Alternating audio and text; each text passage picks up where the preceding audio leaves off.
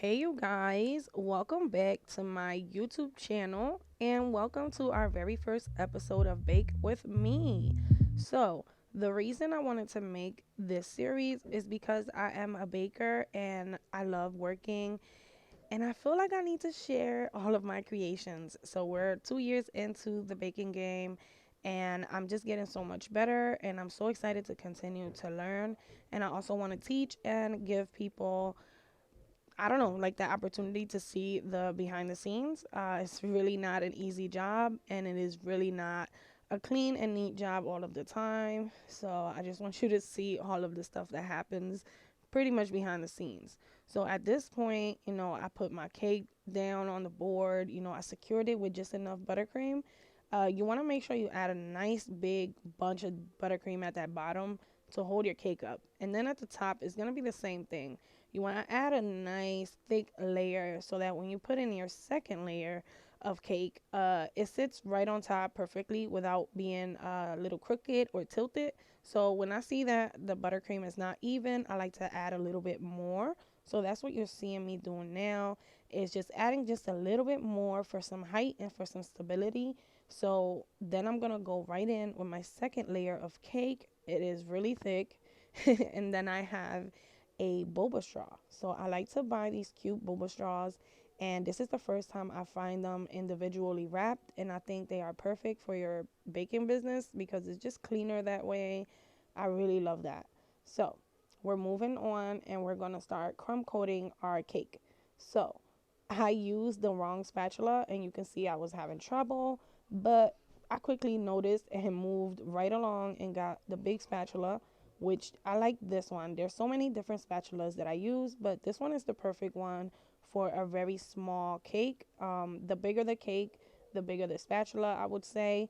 But this is like the best one for this size cake. It's just a 2-layer, 6-inch chocolate cake with vanilla buttercream. So now that my cake is almost fully coated, I just like to go with the small spatula and just clean up that top surface just to make sure it's nice and flat. It doesn't have to be perfect, but if you can get it perfect, that's the goal. You know what I mean? So when we're making handmade things, we always think it needs to be perfect, and that's the art of it. It doesn't have to be perfect at all. So, you know. So now we are moving on to the fondant. So, a quick rundown, real quick, while I open this box, is that I'm not really a fondant person.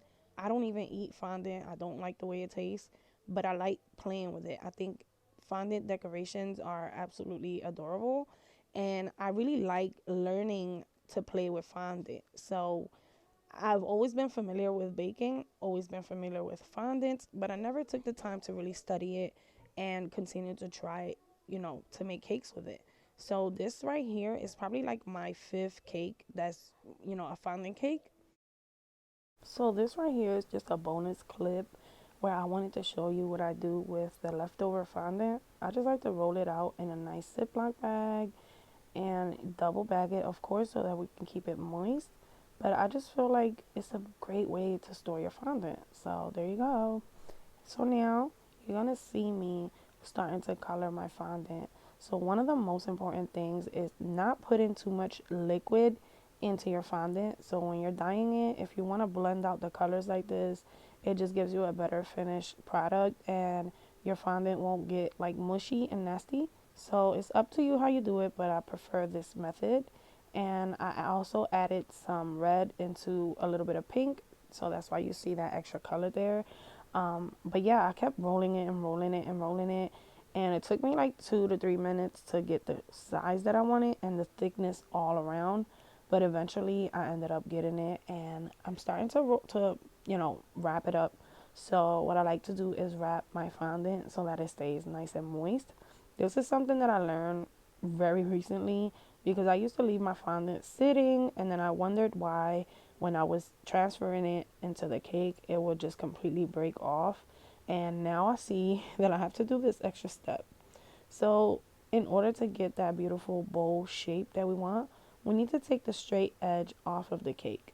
So, that straight edge is coming down like a wall. You know what I mean? I'm just coming in with my wrecking knife taking that straight edge off of the cake because we want it to be round at the bottom. So all you'll see is me just chomping down at it, just kind of carelessly, just doing whatever. But at the end, you'll see the process. It's getting there. So now this is when the cake looks at its worst, and it is when the cake is being prepped and molded. So right now, I just grabbed some buttercream, put it in a nice chunky piping bag, and I'm gonna go ahead and fill in those areas that are cut out. So it looks so silly, but you will see what I'm doing in just a second. You're going to see how that creates the shape that we're looking for. Okay. So now you see what I did there. I took off the straight edge. I have a bowl looking cake and it's starting to basically look like what I need it to look like. So I want my cake to look like somewhat like a hand potted bowl, so like a clay bowl with a little color added to it. So it doesn't have to look perfect, it just has to be pretty and it has to taste good. That's really the goal for this cake. So I'm gonna go ahead and finish smoothing it out. So now that my cake is smooth, I put it back in the refrigerator for a few minutes and we're just gonna beat these Oreos until there's no tomorrow. So then after we beat them up, we are gonna add a little bit of butter. So I'm gonna show you, when I do that real quick. And I feel like the Oreo mixed with the butter just gives soil vibes, and I didn't really realize that until today. So another thing is now that the cake is out, it's cooled, I have my Oreos put aside, brought out the fondant, and now we're just gonna cover that cake with fondant. Let's see how it goes.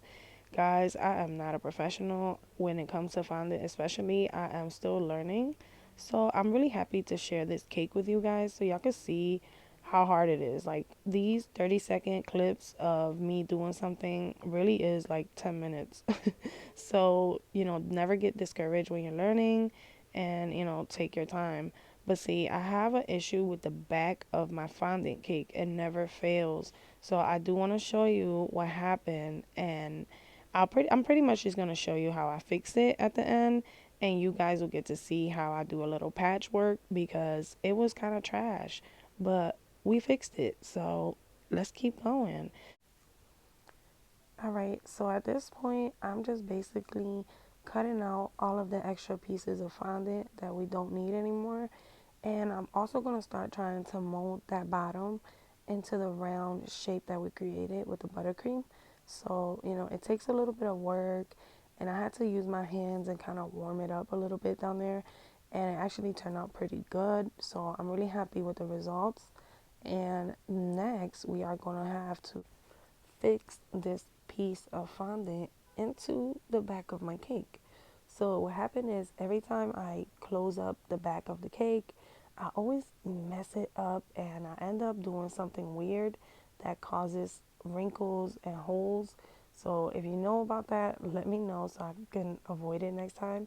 But what I did just basically wrapped a little piece of fondant onto it, rolled it on, and I tried to blend it out as much as I could and just left it like that because I am pretty much making a homemade item, which is like a clay pot. Like it's supposed to be homemade and imperfect. So I think it went good with the brand of this cake. Now I don't sell fondant cakes. At this point, it will only be these type of cakes because they are okay looking and perfect. But otherwise, I probably wouldn't sell a fondant cake. And I would love to try a buttercream version of this. I don't know. So that's just it. I'm smoothing it out. Okay, so I smoothed everything out. Now I'm starting to cut this top piece of my pot. So what I want to do is make sure that my soil kind of goes in there nice and flat, just like a real plant. So I thought kind of cutting this out would make it more realistic, and it did. And I think it was worth every second, even though I was a little bit nervous. But the only thing that happened was some of the frosting came out, and I was able to fix that pretty much right away. So you will see me doing that in just a second. So there it is, just a little tiny bit of buttercream goes a long way. So I'm just getting my spatula and moving things around, but I'll be right back. So there it goes. All right, so now I'm just pretty much smoothing this whole cake out real quick and just making sure that I have a nice surface for my soil to stick to, because I don't want the cake to, be messy or have, the Oreos falling off or anything. So this is really important, to keep the cake nice and neat. So, one added step, but we're almost done, guys. I just act so, I'm a little picky, took a little long. But here goes the Oreos on top of the cake, and this is my soil. I love it so much. At this point, I am already in love with the cake, and I didn't even have to go no further, but I do want to go a little bit further and go ahead and finish up and put my plant. But can you imagine how cute this would be? Just simple, or with it just, I don't know, maybe just a tiny leaf growing from the center. I would love to see that. But anyways, just smoothing it out. Like I said, I wanted my Oreos to sit in there very flat, so I'm doing that. So here goes my beautiful plant, and I don't really know what kind of plant it is, but it does look like a spider plant, and I loved it so much. And it was like $5 with the 50% off. So at this point, you can see me just going right in, and you can see the sun has come up. So look, I dropped a little leaf. I'm trying to see if it can go back in there, and eventually you will see the whole cake prepared and done. So that was completely it. Like, you guys, if you stood here from the beginning to the end, wasn't it fun? Wasn't it surprising to get this type of results? Like, yeah, I think so. The way I had it in the beginning, the pink was perfect, but I wanted to add a little color to it because I wanted to make it look a little bit more imperfect and more handmade. So I did add some metallic red paint to it, and it just gave it such a pretty color. So I really liked it, and you'll see me doing that now. All right, so at this point we are completely done.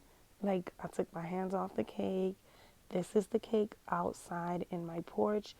It looks like a real plant out there, and the pot just looks so realistic with the Oreos. And I'm in love, guys. Like, I am so proud of this cake. This is definitely one of my top 5 cakes. Definitely would put it on that list. I am in love. So I hope you guys liked it. And I thank you guys so much for watching. And yeah, look at that beautiful cake. So here I am. I brought it back inside the house so that I can cut it in real time with you guys. I did make this cake for myself and my family, so it's just such a beautiful cake. I want you guys to see it sliced, and we're almost done.